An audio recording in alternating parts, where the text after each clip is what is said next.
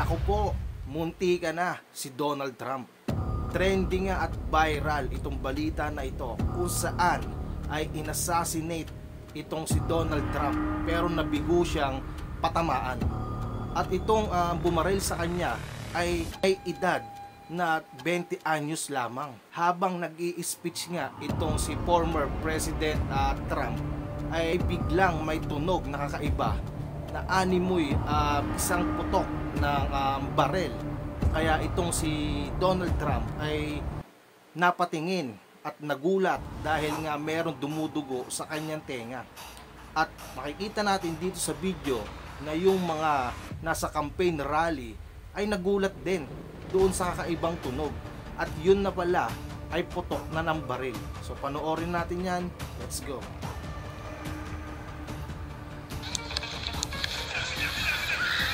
Yun, no?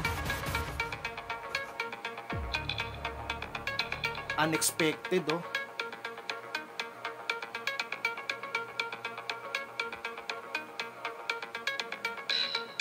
Sa rally niya sa Pennsylvania. Kakasimula lang pala, kakasimula.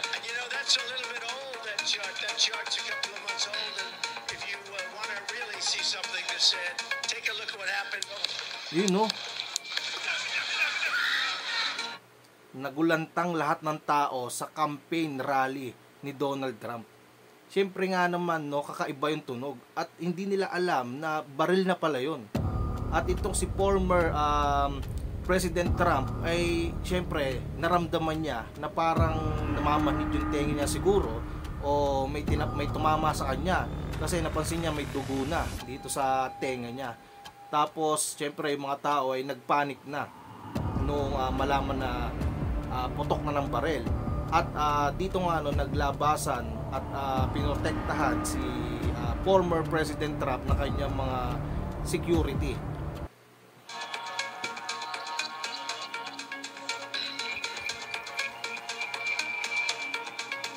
Munti ka na, oh.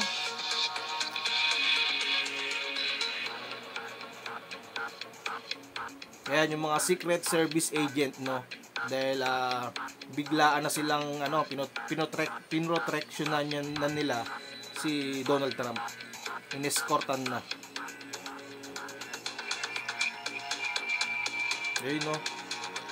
Talagang palag-palag pa rin si Donald Trump at tuloy pa rin sa kanyang pinaglalaban na kumandidato at maihalal muli bilang presidente ng Amerika. Kasi yung mga tao, marami silang mga mga palaisipan sa utak nila kung sino talaga ang nasa likod ng assassination na ito. At talagang numero uno sa kanilang mga isip, lalo ang mga taga-Amerika, mga citizen sa Amerika, ay baka daw si Biden ang nasa likod nito. Bukod dito ay wala pa mga sapat na dokumento o basehan, pruweba na magpapatunay na si Biden. Pero kasi kung titignan natin, madalas o sa maraming pagkakataon kapag magkalaban sa eleksyon sa kandidato ay madalas sa pagkakataon ay may nangyayaring ganyan. Kaya sa mga utak ng mga taga-Amerika ay posibleng si Joe Biden ang nasa likod nito. At alam naman natin na ito na lang ang last card o si dating former President Trump na lang ang last card ng Amerika para mas maiayos at makabangon muli ang Amerika. Kasi alam naman natin na kung si Biden ulit ang maihahalal na maging presidente ay sinusuka na ito ng taong bayan sa Amerika. Kahit saan kayo maningin ng mga news, comment section at mga tanongin nyo man ng mga citizen sa Amerika ay ayaw na nila maging presidente si Biden. Bukod sa matanda na ito ay number one nga dyan ay maraming pagkakagulo at hindi umuunlad ang bansa. Lumulubog sa utang at ito nga daw na si Biden ay isang puppet ng isang makapangyarihang mga tao at merong kumokontrol dito upang gawin ang mga balak at hindi nga dito sang-ayon ang mga mamayan ng Amerika. Bukod nga doon ay maraming ang hindi pagkakaunawaan sa ibang mga bansa at nauuwi sa gera gaya ng Ukraine at marami pang iba. At sa pangyayari nga na yan ay nagbigay ng statement, dali-daling nagbigay ng statement si Joe Biden na sinasabi niya ay wala daw puwang sa lugar nila ang ganyang mga tao. Yung mga pang-assassinate na ganyan, yung mga taong ganyan. Pero sa mata ng mga tao at isip ng mga tao sa Amerika ay meron na silang naiisip na kung sino ang nasa likod ng assassination na ito.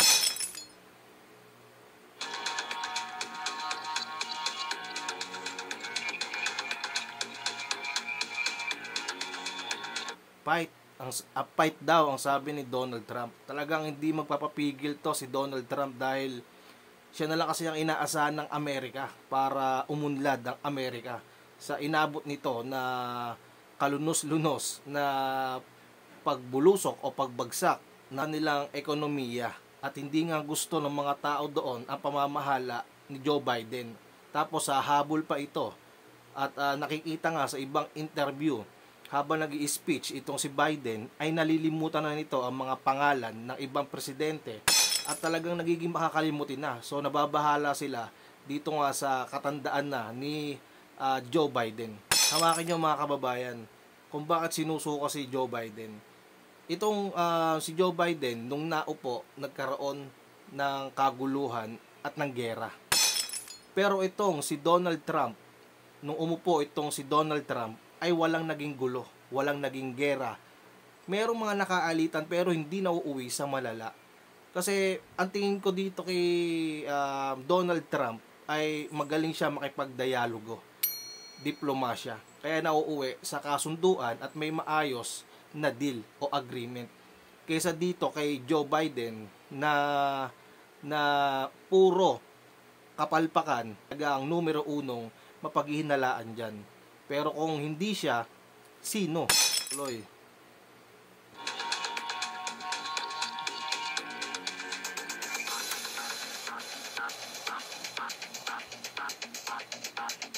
Muntikan na talaga, no? Hamakan nyo, isang iglap lang, pwede kang mamatay. Ganyan katapang si Donald Trump. Yun, no? Balikan natin yung yung walang sounds para makita natin yung mga sandali. Ayan. Ayan, no? Tingnan nyo mabuti. Yun, no? Amakin nyo, konting-konti na lang. Kasi parang ang nakikita ko dito kasi medyo magalaw si Trump. Yung sa paggalaw ni Trump na yon, posibleng dun siya nakaligtas at isang miracle yon, parang talagang napakaswerte o talagang hindi pa niya oras. Kasi nga naman kitang-kita kung dito naka-assassinate yung dito yung tama, gumanon siya kaya parang lumihes. Tumama dito sa tenga lang imbis na sa sentido o sa ulo. Parang gano'n lang sa tingin ko, no? Pero hindi pa tayo sigurado. Pero dito nga sa video na makikita natin, ulitin natin parang gano'n kasi yung tignan nyo yung pagkasalita niya bago pumutok. Lumihis siyang pa gano'n. Kaya parang naiwasan niya. Sa gano'ng pagkakataon, napakatindi nun. Buhay o kamatayan. Yan ang nakasalalay diyan sa isang iglap lang. Pero talagang hindi namatay si Donald Trump o hindi talaga siya tinamaan.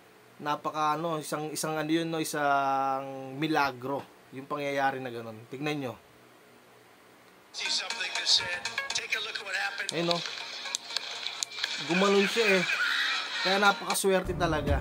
Kaya kung si Donald Trump talaga ang nakatadhanang manalo at magpaunlad ng Amerika para mabago ang sistema dyan, hindi na maging puppet at hindi na kumalat yung mga alanganin na polisiya at mga nasa likod nga daw nitong kumokontrol kay Biden, ay talagang yan na ang uupo para maging maayos ang Amerika, si Donald Trump.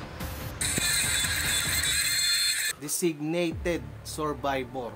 Ito ang pinagkaguluhan at pinagka-istresan ng mga ilang mga crocs sa gobyerno at mga against kay VP Sara. So panoorin natin yan, let's go.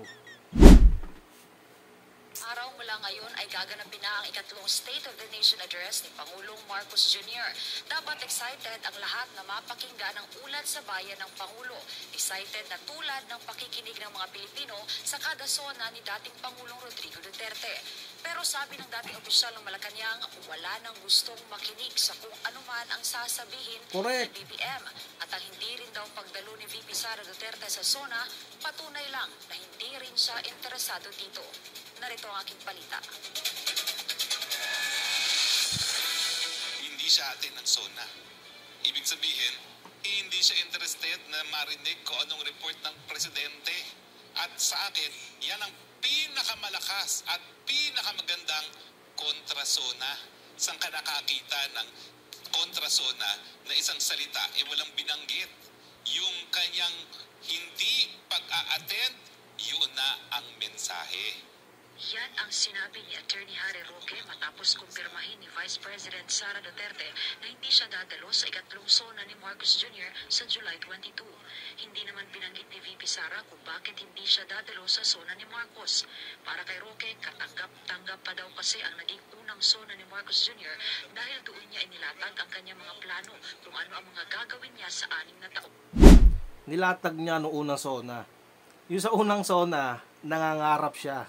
Si BBM. Nangangarap siya sa posible at gustong makamit ng Pilipinas. Pero hanggang ngayon ay magsosona na siya, ay pangarap pa rin.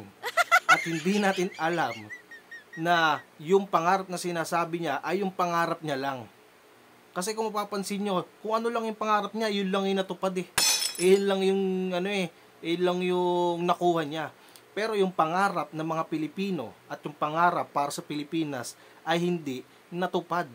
O kahit sabihin mong may ilang percent para maging accurate na doon nga papunta o na-achieve ba yung pangarap na yon, ay wala kang makikita. Lahat ng pangarap na sinabi niya ay yung pansarili niyang pangarap. Yan ang katotohanan dyan. Kita nyo nga, ang daming walang trabaho ng mga Pilipino, ang daming nagugutom ng mga Pilipino. Ang nangyayari kasi, nagtatabaan, nagkakapalan ang bulsa ng mga ilang nakaupo sa gobyerno. Imbis na suportahan yung mga mahihirap, ay talagang yung mga nakaupo sa gobyernong ilang opisyal, sila talaga ang nabubusog at kumakapal ang bulsa. Tuloy.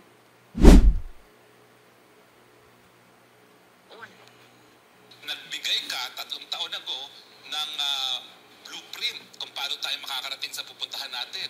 Pangalawang taon na, inasa na tayo dun sa pupuntahan natin. Mukhang sumablay lahat.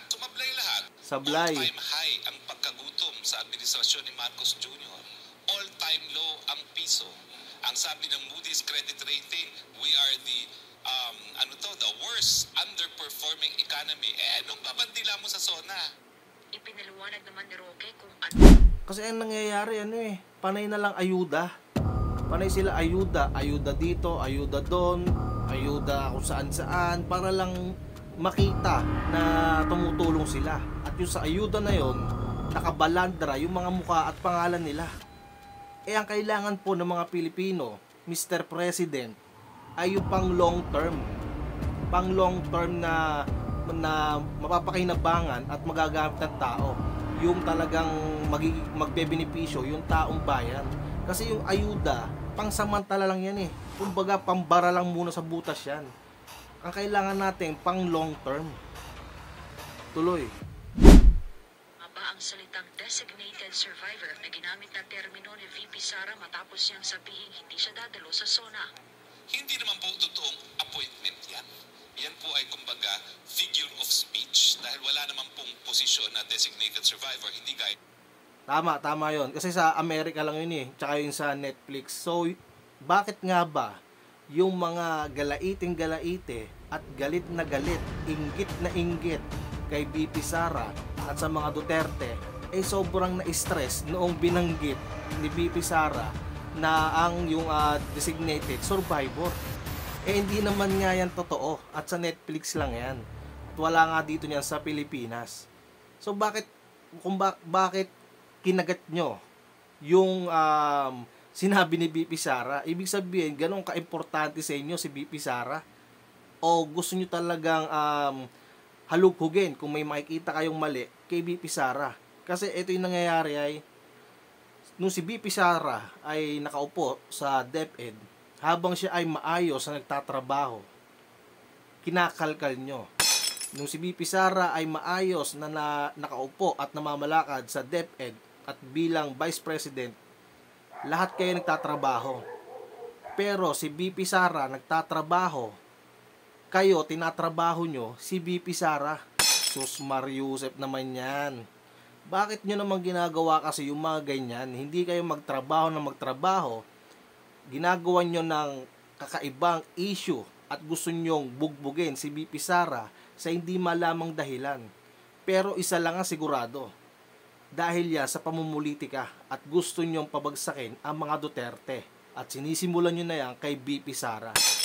Sumunod dito sa SMNI, tapos kay Pastor Kibuloy, at lahat na nakapalibot sa mga Duterte. Lahat iniisa-isa nyo, lahat pinupolitika nyo, kahit hindi pasok sa politika at hindi opisyal, ay pinupolitika nyo. Yan ang katotohanan. Gaya sa Amerika, meron po mga nakabinbin na panukalang batas. Nung ako po'y kongresista pa, nakabinbin na yan, hindi lang binigyan ng importansya dahil din importante yan eh. Dagdag pa niya, may ganitong klaseng patakaran daw sa Amerika na merong isang miyembro ng gabinete na hindi talaga dadalo sa SONA. Sa totoo lang po, kinakailangan ng batas yan. Bakit?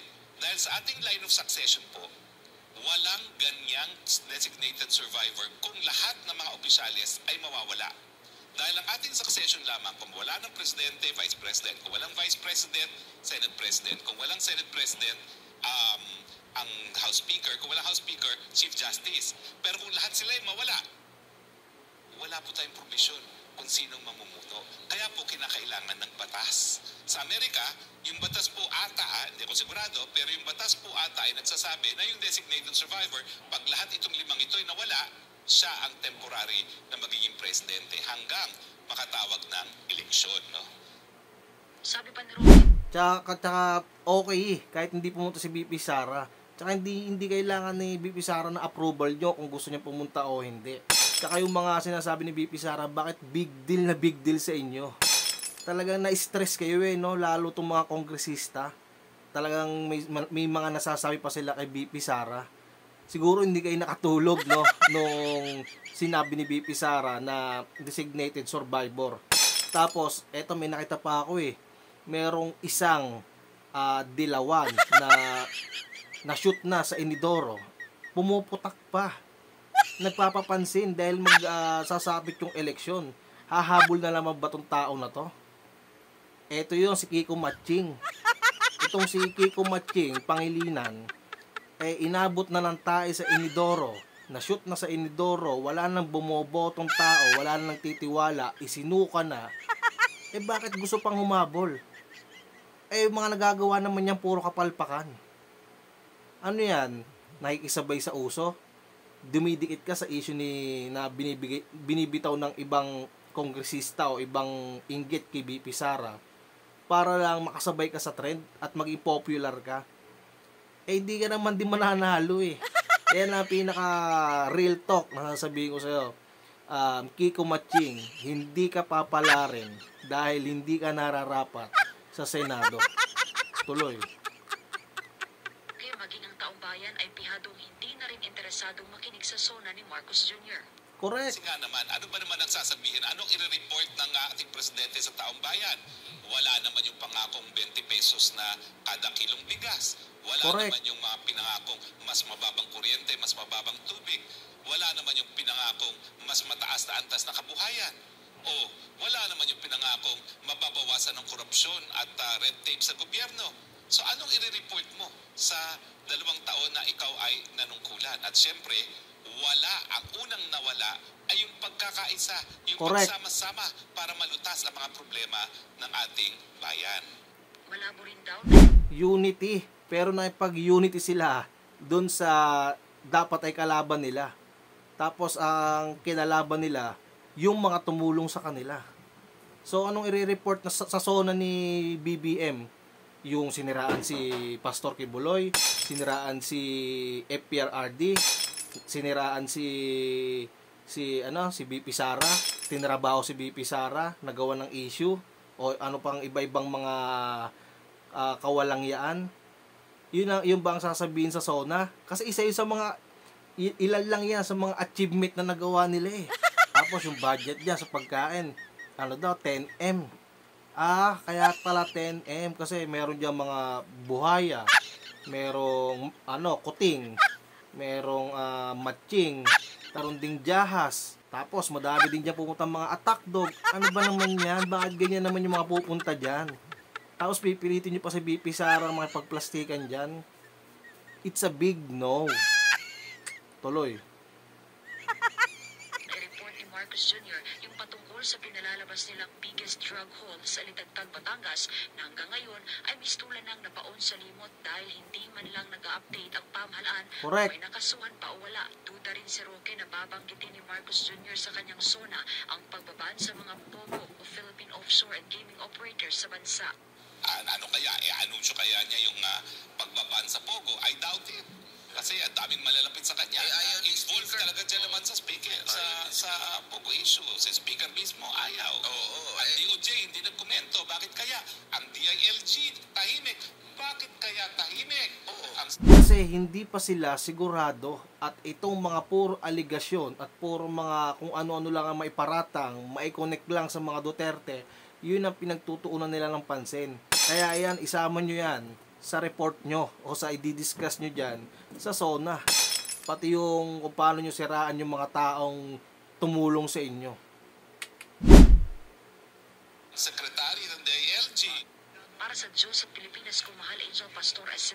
Sa mga hindi pa nakakapag-subscribe, like, share, comment, pwede rin nyo itong i-share para maraming mga kababayan nating Pilipino ang makapanood ng ganitong ating reaction video.